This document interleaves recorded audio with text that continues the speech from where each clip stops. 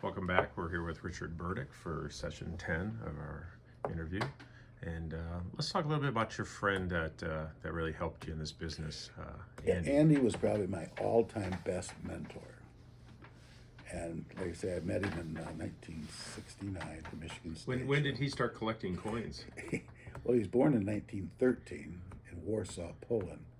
But they moved, his whole family moved as World War I was breaking out. His dad decided it's time to get out of here. They had relatives in Detroit, so it took them over a year to work their way up through the Scandinavian countries, a steamer to New York, and it took a train to Detroit. And so that's where he grew up. But he started collecting coins in 1926, and he quit collecting American coins in 1959 because they'd gotten way too expensive, and he's just not going to throw his money away on them anymore. But he did start collecting English coins, and he collected those since the probably the late 1950s, and he collected those right up through the mid 1980s, and he ended up with he had 22 boxes this long, all in envelopes like this, going back to the Roman occupation of England. Took some time to sell that collection. That didn't come along until like early '90s. He sold that. But anyways, a couple of the most important coins I ever got from Andy.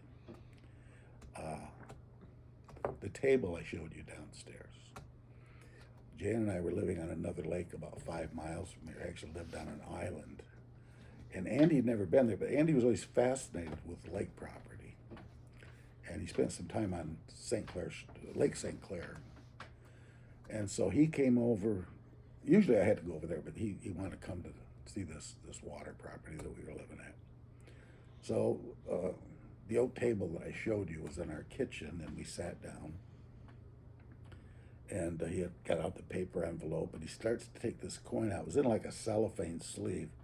And I got the flash off that coin, and I just said, wow. And he said, you got good eyes. And he says, you'll probably never see another one like this.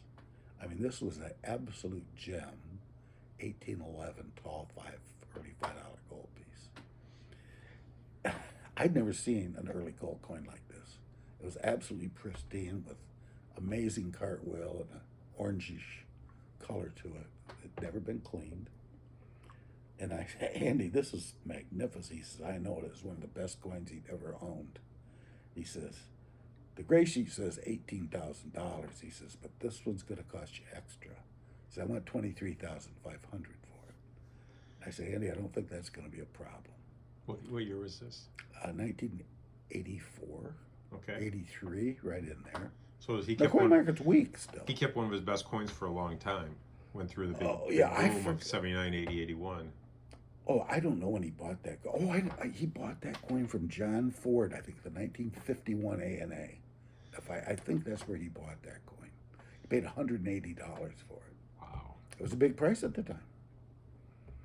And right after he bought it, it was 1951 ANA. He bought it from John Ford. 2 rows over, John Ford sitting at his table. He worked for New Netherlands at the time, very famous coin company at the time. And John Ford had a very loud, boisterous voice. And this happened a couple times. John Ford starts bragging about how much he got, $180. And he called Andy some kind of a derogatory name. I'm not going to say it. I know what it is. I'm just not going to say it. And kind of broke Andy's heart. This happened actually 2 or 3 times with John Ford. But that's how Andy got this 1811 tall 5.5. So anyways, he said, I want $23,500 for it. And I was going to a show at the Metropolitan New York show, which was a very famous show back at that time. So I only had it, 10, 12 days, and I had to look at this coin a lot. It was just so magnificent. So I'm on the flight to New York, and I set the tray down. I had to get this coin. I had to look at it because I might not have it much longer if I sell it at this show.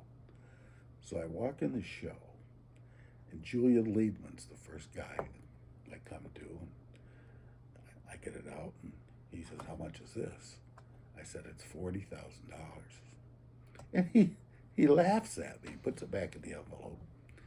It just slides it back. Very good luck. Okay. But right next to him is a guy, Tony Terranova. And I showed this coin to Tony Terranova, and it was almost like levitation. His eyes got so big, and he almost floated off the chair. And he says, how much is this coin? I said, it's $40,000. And he said, had the coin like this. He says, I'll be right back. He took the coin somewhere, and he's walking across the cement floor. I mean, this was not. So, anyways, he comes back. He sets the coin back down on the envelope. He said, I'll give you $38,500 for it right now. And I said, okay. And so, anyways, what I didn't know is he sold the coin to John Albanese.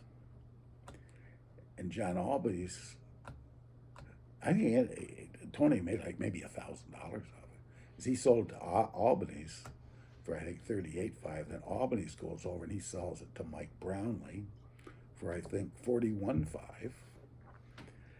And of course I didn't know all that at the time. I didn't know who these other guys were until sometime later. So the next day at the show, I'm looking at Mike Brownlee's coins. Now, Mike Brownlee was the original mentor to the Pogue family. He's from Dallas, and they're from Dallas, and that's kind of where they start buying their coins, and he was one of their guiding hands to help them buy coins. So, anyways, I'm at Mike Brownlee's table, and he says, come around behind the table. I got something really special to show you.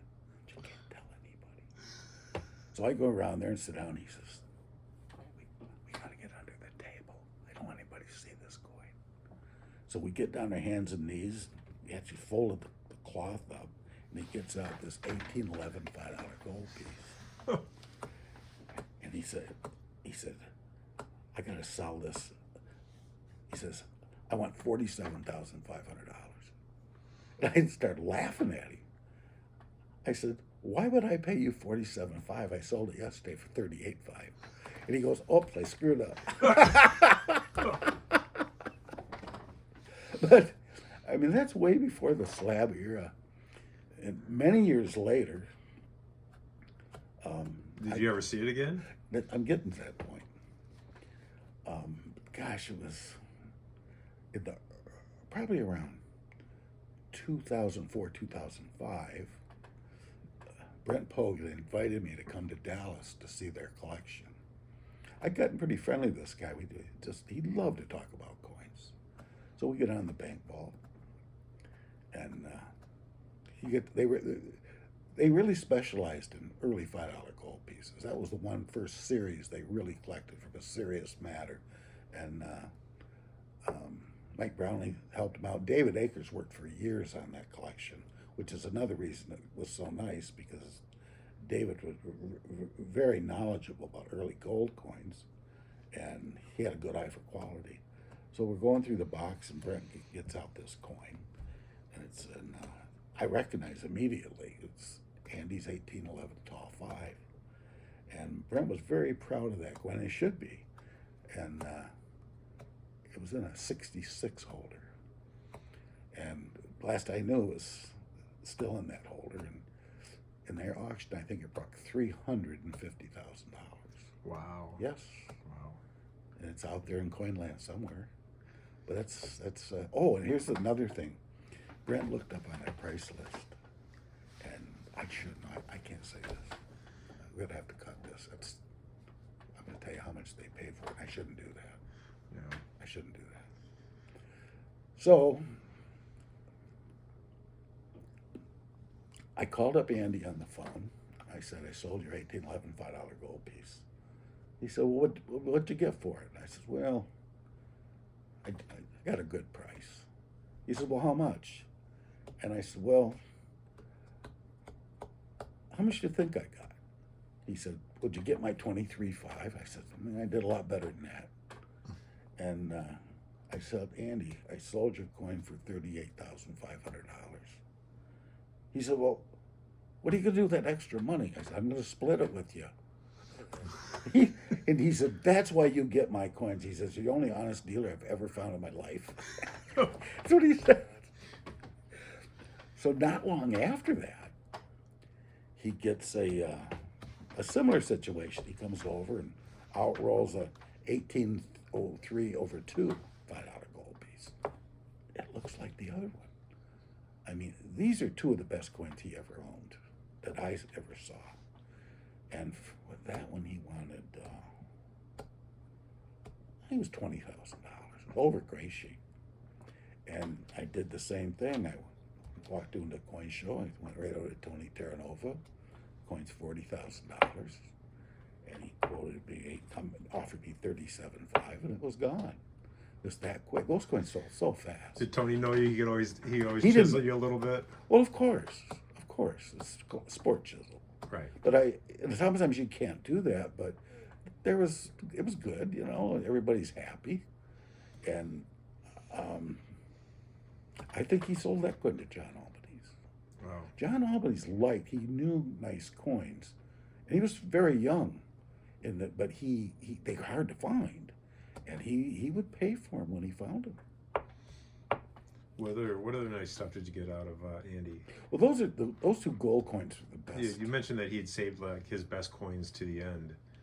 Yeah, not all of them were gems, but a lot of them were just fabulous coins. And one of my all-time favorite silver coins is an 1823 bust $50. This coin just whistled with eye appeal, originality, flash, luster, whatever you want. It had it all. And he told me, I've got the envelope for that downstairs when you get it. I say I have a photograph of the coin too. I don't know if you want to look at that. No, we can do that later. Okay, so That was coin. one Legend just sold recently. Yes, yeah. Let me get to that part. So Andy told me he paid $3.25 for this coin in 1938, and now fast forward, it's the early 1980s, and the gray sheet was about $5,500 for 65 ask, and he charged me $8,500 for that coin, and I put it away. I wasn't gonna sell that one. That one, my personal put away with the 1805 dime, coins like that. So I'm trying to remember. 3 bust half. Oh, I sent that into the grading service in 1988, and PCGS body bagged the coin for artificial toning. They did. Wow. And that's what I saw. So I bragged. I took it out of the baggie, and I put it back in its custom-made capital plastic holder because I knew this was not right. I knew what I had, and obviously they didn't know what they were looking at.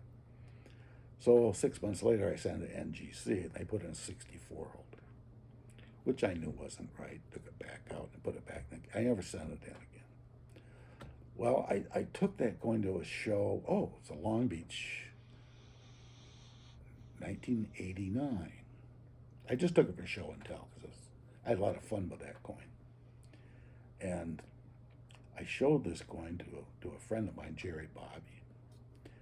And he had just made the first 67 bust half. Him and Steve Estes had split this coin. And they sold it for like $50,000. It's the first 7 ever made. Wow. And Jerry knew I had this coin.